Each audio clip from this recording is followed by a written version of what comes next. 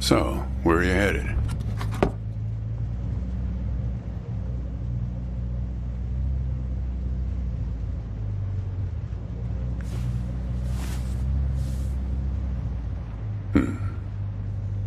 Not the talkative type, eh? That's okay. Most people I pick up are just waiting for their turn to talk.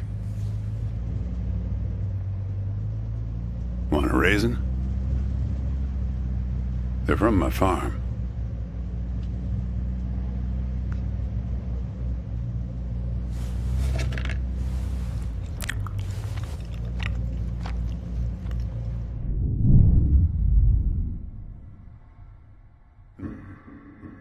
You don't look so good. Guess those things don't agree with you yet. Strange. They're Thompson seedless. Good raisins. We still farm more of those in California than anywhere on Earth. You want to know the clearest evidence that reality isn't real? Raisins and grapes, man. They're the same thing, but they taste disgusting when eaten together. Obvious bug in the program there, right? Memory is a slippery thing. Think about when somebody asks you about this ride later, assuming you even know where you're going, and get someplace where somebody can ask you. Hey, how'd you get here anyway? They'll ask you. Oh, I hitched. And your brain will flash back for a second when you say this. And it'll show you a frozen snapshot of yourself, sitting in this car, talking to me like we are right now. But which moment will it actually show you? Will it be this one? Or this one? Or this one? We think we remember how people really were, how our lives together really were. But when we think back to them, even the people we cared about the most, all we're doing is snatching moments out of the air. Just grabbing another raisin out of the box.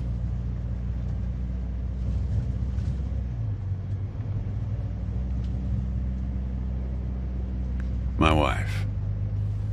She's dead now, but you probably guessed that.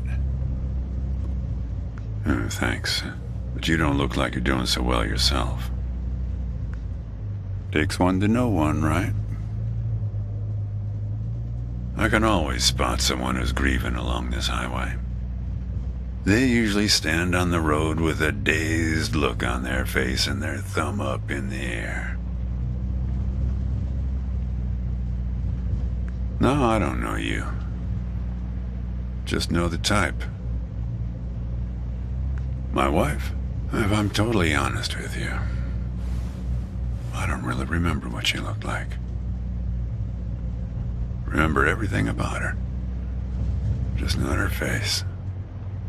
Some people have faces that are easy to remember. Doesn't seem fair.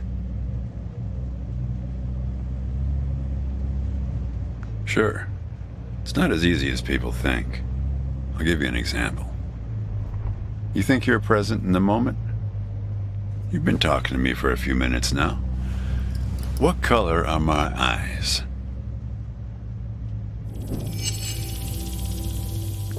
Yep, not bad. But that's just your photographer's eye. Better lucky than good, am I right? Do me a favor and crack the window, would you? That's better. Now, where were we?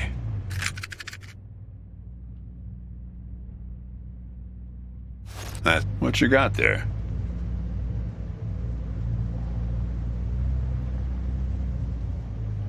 That's my number. I used to leave those all over my car in case my car got lost and somebody found it. But yeah, feel free to call me anytime you get in trouble.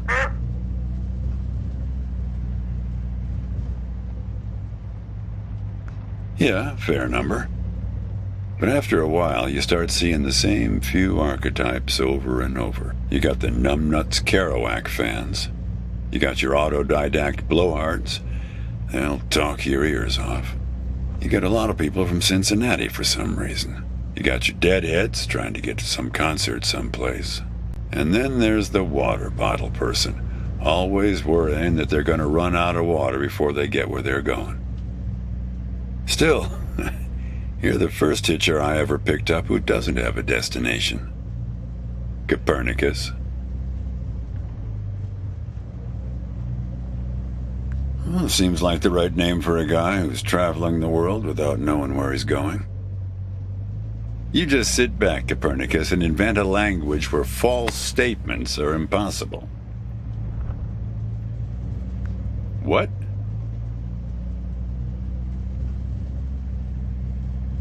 Oh, I stand corrected.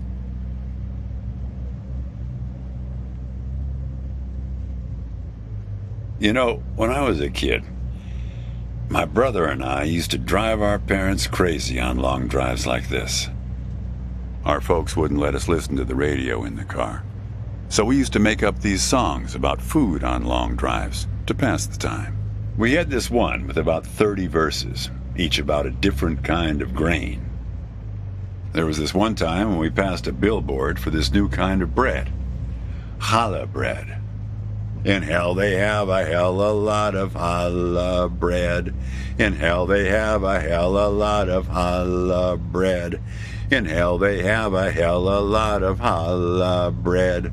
In hell they have a hell a lot of challah bread. Oh yeah, that drove Mom and Dad crazy. Come on, join in. In hell they have a hell a lot of challah bread. In hell they have a hell a lot of challah bread. In hell they have a hell a lot of challah bread. In hell they have a hell a lot of challah bread.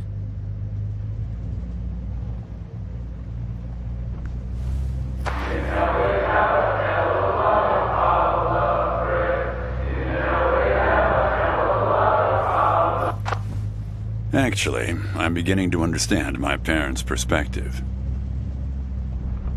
Getting older's funny. It's like reading a book where less and less happens, but the writing gets better and better. Thanks. I got it from an app. It's this app with philosophical sayings. My wife got it for me, to make me sound smarter. She had a way with words. Yeah, well, that all sort of depends on which raisin you take out of the box, right? How you spin it. We were married for 37 years. People used to ask us how we managed, being married and all, working off the side of the road together, sharing a little trailer. The truth is, nobody knows if they're happily married. All they know is that it's the thing they've been doing every day for the last 37 years.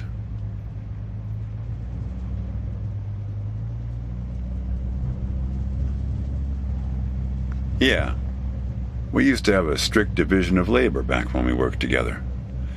She would raise the grape from the time it appeared on the vine, and I'd step in as soon as it was time to start drying them. Our customers used to have fun with that. I'm the dry one, they'd say.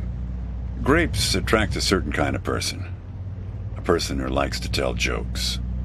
Wine enthusiasts, tourists, people who like to talk.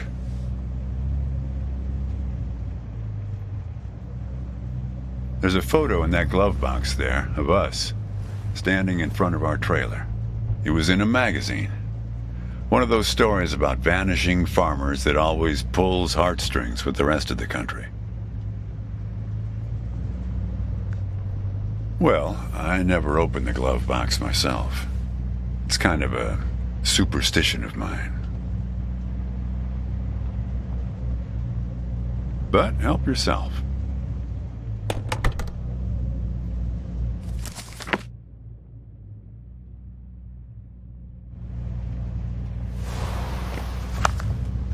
Hey, where'd you get that?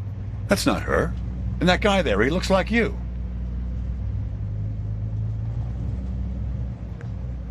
I don't know. I was going to ask you the same question, Copernicus. Did he... Who gave this to you? Well, I guess it belongs to you. You'd better hold on to it.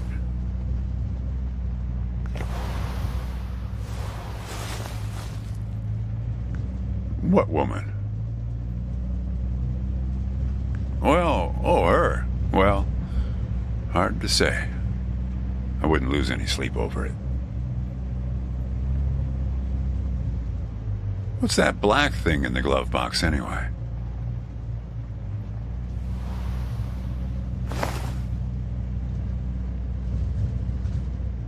See anything interesting there? A windmill, eh? No idea.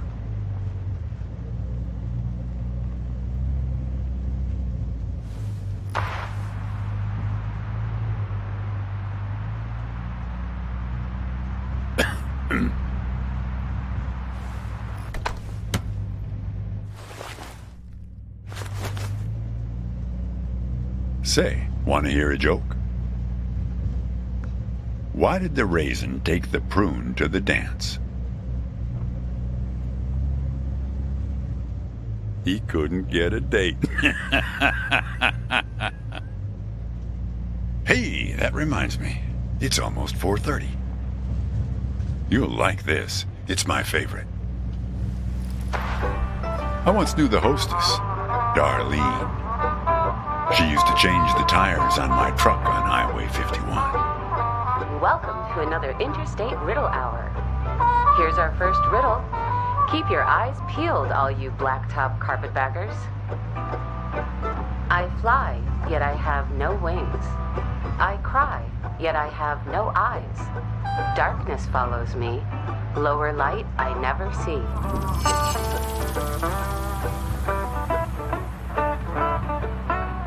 Very good. Here's our next one.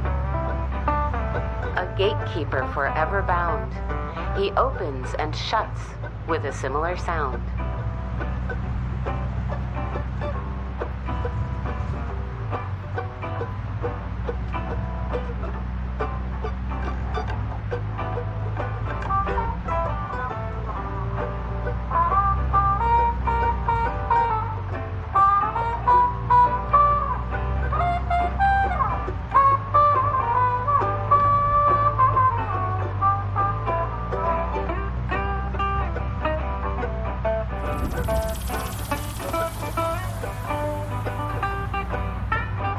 Need some help?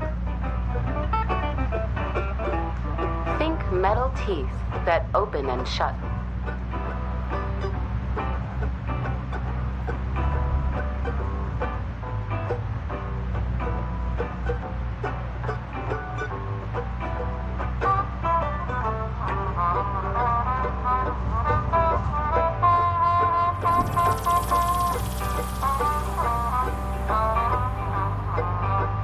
Need some help?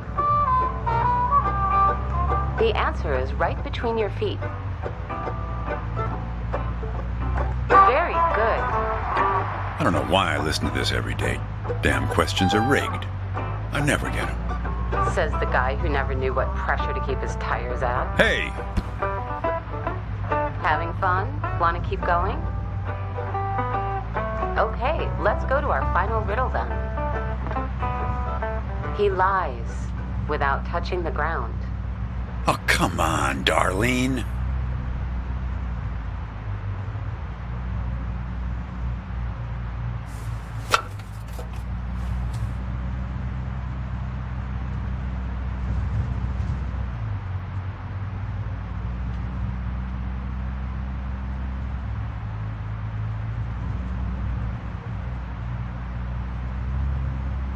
Damn it, Darlene. I should have tipped her better when she changed the tires. She's been out to get me ever since. Look, she isn't being straight with you, kid. Check the photo, Copernicus. The photo in your bag. Then you'll see.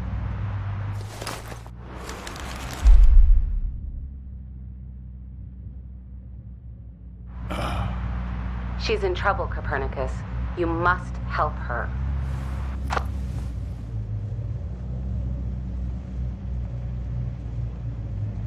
Things like that happen all the time on this highway. It's nothing to lose your scrunchie over. Kid, I am sorry about your girlfriend, but I had nothing to do with it. It's just the opposite. I was sent to protect you.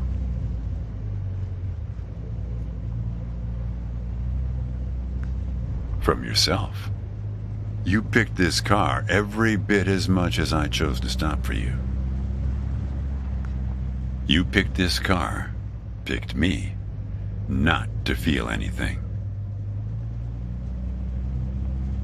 Kid, just let it go. There's nothing for you down that road. Nothing but hurt. Look, I admit I lied, but only about one thing.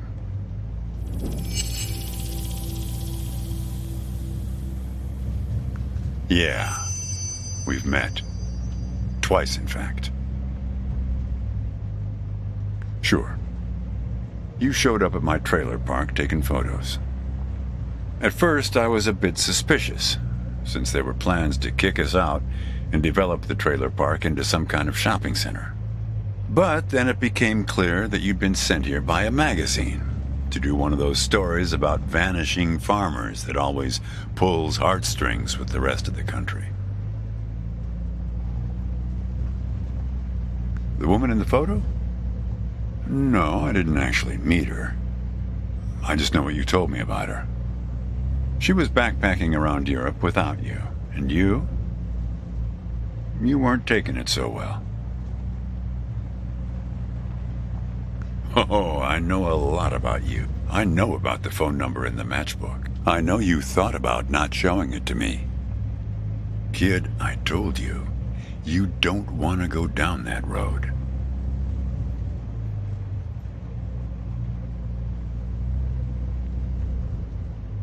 Well, what's that they say in that Tom Cruise movie? The one where he's a bartender? Everything ends badly, or it wouldn't end at all? I wasn't afraid of the truth either, back then.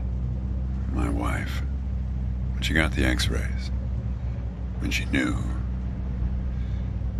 she decided to spare my feelings, didn't tell me anything. Hid the x-rays in one place I'd never suspect, because it was so obvious.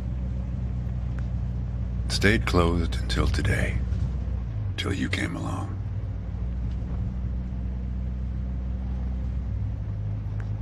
I wish it was that simple, kid.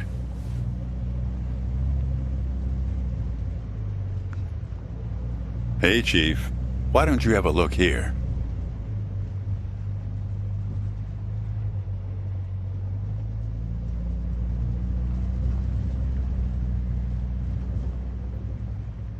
He appeared on this highway about the same time you did. I guess he's part of what you're running from.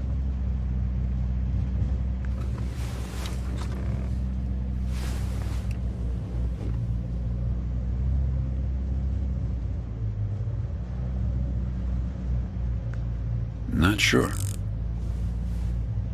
You can't see him directly. He only shows up in mirrors, windows, pictures. Well, we haven't talked yet about the second time we met. That's the thing. It's a little hard to explain.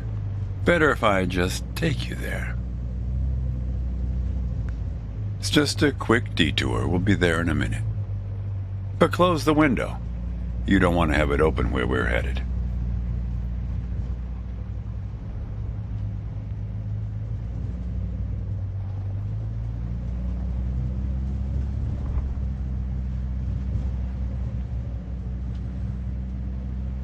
But close the window.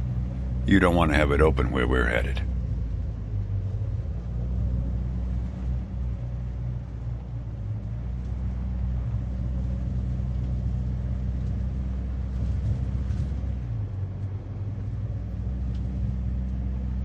But close the window. You don't want to have it open where we're headed.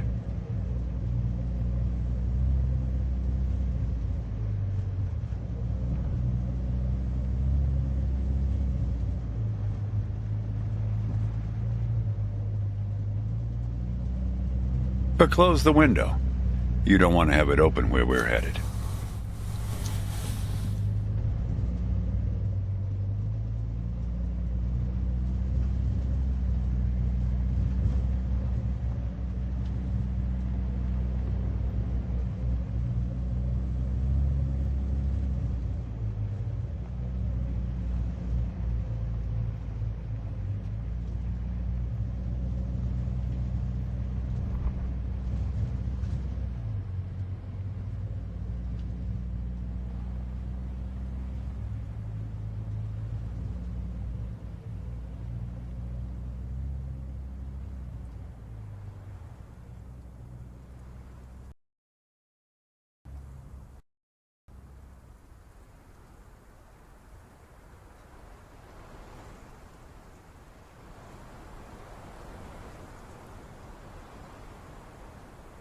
A man travels along a road until he reaches a gate at the top of a hill.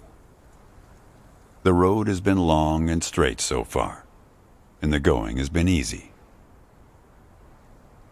But now the man can't go any further, so he takes a seat by the road to rest. The man waits, and after a length of time that seems neither short nor long, the gate opens, and a guard appears.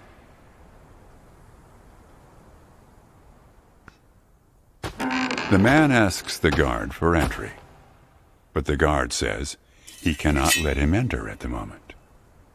The man thinks for a second and asks if he will be allowed through later. It is possible, says the guard, but not now. The gate now stands slightly open, and the man tries to look through it longingly. His journey has been easy so far, and he misses the feeling of the open road. The guard notices and laughs. Even if you could gain entry, there are many gatekeepers after me.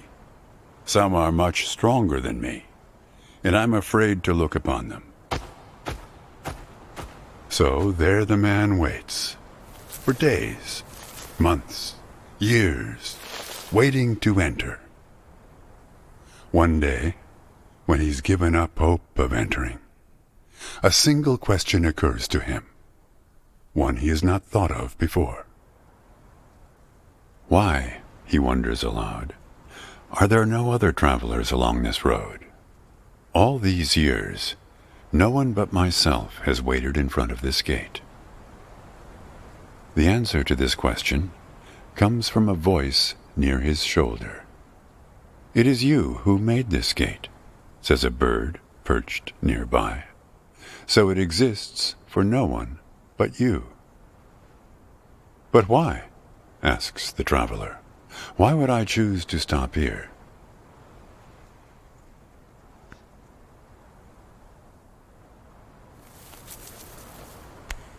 The bird answers, after hungrily eating a crust of bread from the man's hand. After this point, the road becomes less straight. It splinters like the tree in which I live, splitting into dozens, hundreds of branches. The path becomes impossibly narrow and frail, and crowded with the view of other paths one could have taken. There's only one point ahead on the road where all paths converge, where all points join, where the light shines through skin and through lies. But it's never been reached by one of your kind, a traveler who walks on feet.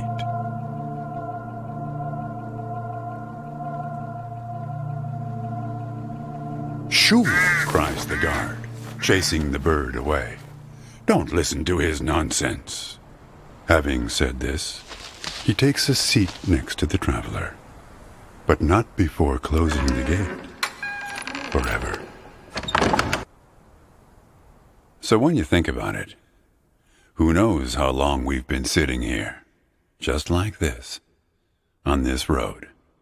Take it from me. It's better to face things